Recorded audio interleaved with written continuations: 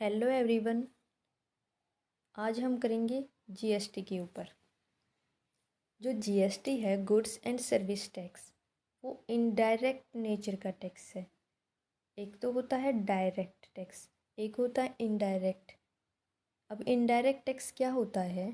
Indirect tax पे तो कोई और करता है। स्टार्टिंग में जो पे किया जाता है 1 पर्सन करता है, लेकिन लास्ट में जाके उसका बर्डन है वो अनदर पर्सनस पर डाल दिया जाता है। और जो गुड्स एंड सर्विस टैक्स है, उसका जो लास्ट बर्डन है वो जो कंजप्शन करेगा फाइनल कंज्यूमर, उसके ऊपर जाके पहुंच जाता है। इसमें क्या होगा, जो जीएसटी है वो कनाडा मॉडल पर बेस्ड है। इसमें क्या है कि जो टैक्स है indirect tax purchase, sale and manufacturing of goods पर अप्लाई होगा।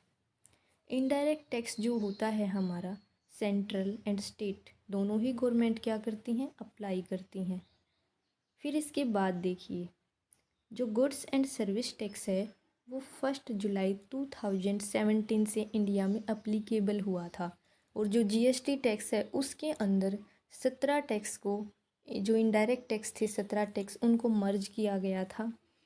लेकिन जो मेन इनडायरेक्ट टैक्स है अब भी इंडिया में 2 है। एक तो हमारा हो गया जीएसटी और दूसरा हमारा कस्टम ड्यूटी। लेकिन बाकी के जो और टैक्स थे, जिसमें वैल्यू एडिड टैक्स हो गया, एक्साइज ड्यूटी हो गया, उनको जीएसटी में मर्ज कर दिया गया है। अब यहाँ पर हम देखेंगे कि जो जीएसटी है उसकी क्या क्या कैरेक्टरिस्टिक्स हैं।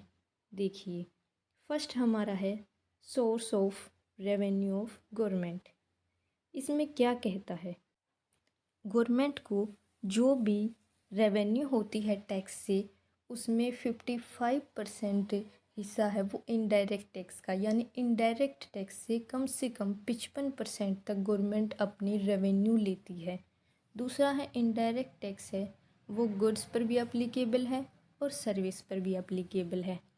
नेक्स्ट, जो इनडायरेक्ट टैक्स है उसमें जो हमारा प्राइस हम ले रहे हैं ना, लास्टली अब जैसे हम कोई चीज़ परचेज करने जाते हैं, हमें मिलता है 50 रुपीज़ में। जो वो 50 रुपी है उसके अंदर जो जीएसटी टैक्स है ना वो भी इंक्लूड है। तो जो प्राइस के अंदर है ना, जीएसटी टैक्स ऑलरेडी इंक्लूड किया गया है। नेक्स्ट हमारा है टैक्स पेमेंट का बर्डन जो होता है ना, वो फाइनली कंजप्शन जो करता है ना उसके ऊपर ही पड़ेगा। फिर है डिस्ट्रीब्यूशन ऑफ टैक्स।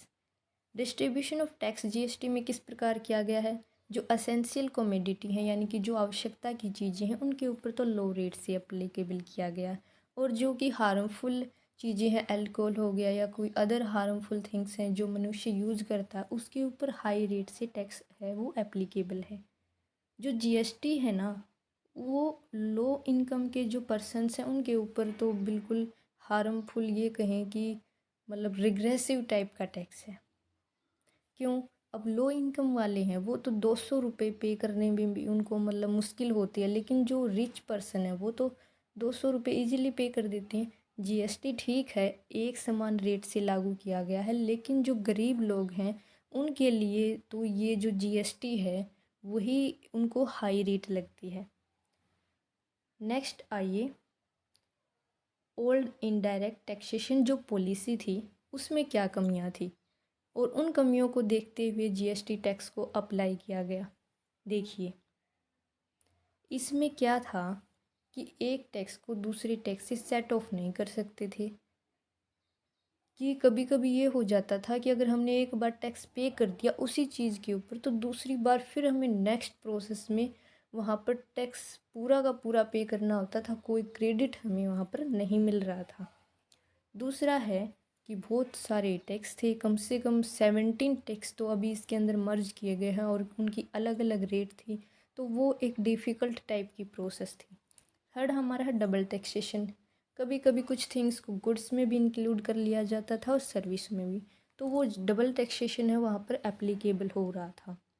फिर है जो अलग अलग टैक्सेशन रेट थी, अलग अलग टैक्स थी, उनको मेंटेन करने में भी डिफ़िकल्टी थी, और मेंटेन कर रहे थे तो उनकी हाई कॉस्ट है वो वहाँ पर पे करनी पड़ रही थी। फिर देखिए, यहाँ पर कोई इंटीग्रेशन नहीं था वैट के बीच में और सर्विस टैक्स के बीच में। फिर हम यहाँ पर करेंगे जीएसटी का मीनिंग। सबसे पहले जीएसटी को देखिए, जीएसटी जो है वो सप्लाई के ऊपर लग रहा है। सप्लाई किसकी? गुड्स, सर्विस और बोथ, दोनों ही इसके अंदर हम इन जो हमारा जीएसटी है ना वो वैल्यू एडिड टैक्स है। क्यों बोला गया इसको वैल्यू एडिड टैक्स? क्या रीजन है? क्योंकि जो जीएसटी है वो टोटल वैल्यू पर नहीं लगेगा बार बार, वो वैल्यू एडिशन के ऊपर लगेगा।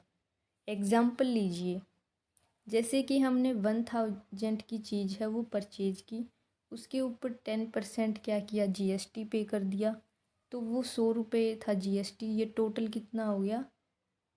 1100 रुपये हो गया। तो अब फिर क्या किया कि उसमें वैल्यू एडिशन है वो नेक्स्ट स्टेज पे जाके 500 रुपये का किया था, वो टोटल 1600 रुपये हो गए थे। तो उन 1600 रुपये के ऊपर हम 10% या जीएसटी नहीं लगाएंगे दोबारा से, हम तो केवल जो बीच की स्टेज पे वैल्यू एडिशन हुआ था 500 रुपये का, उसी के ऊपर टैक्स लगाएंगे।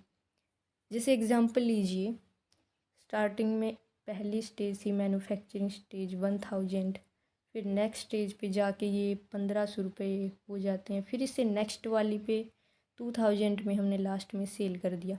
तो जो यहाँ पर 500 रुपये की वैल्यू एडिशन हुई है, यहाँ पर फिर से 500 रुपये की वैल्यू एडिशन, तो जो ये 500 रुपये की वैल्यू एडिशन हो रही है इसके ऊपर ये टैक्स लगेगा, ना कि टोटल वैल्यू के ऊपर। नेक्स्ट आइए, सेट ऑफ टैक्स, यानी कि इनडायरेक्ट जो टैक्स है ये जीएसटी, इसको हम सेट ऑफ कर सकते हैं। कैसे? जैसे हमने रॉ मटेरियल परचेज किया, इनपुट परचेज किया, और वहाँ पर हमने, जैसे एग्जांपल मैंने दिया है, समझिए 10,000 की यूनिट्स परचेज की, 10% जीएसटी दे दिया। तो फिर क्या हुआ? फिर हमने सोचा कि इसको सेल कर दें, आउटपुट बन गया ना।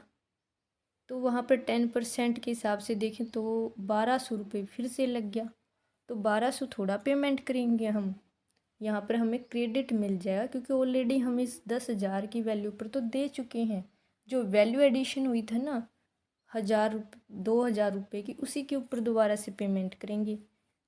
तो जो ऊपर वाला पॉइंट था और नीचे वाला पॉइंट है वो एक ही बात है, केवल इसका मीनिंग हमें समझना ज़रूरी है। नेक्स्ट देखिए, एक्यूरल ऑफ टैक्स, ये क्या कहता है कि जो जीएसटी है ना वो जिस प्लेस पर कंजप्शन किया जाएगा ना, उसी स्टेट में पेमेंट उसकी की जाएगी।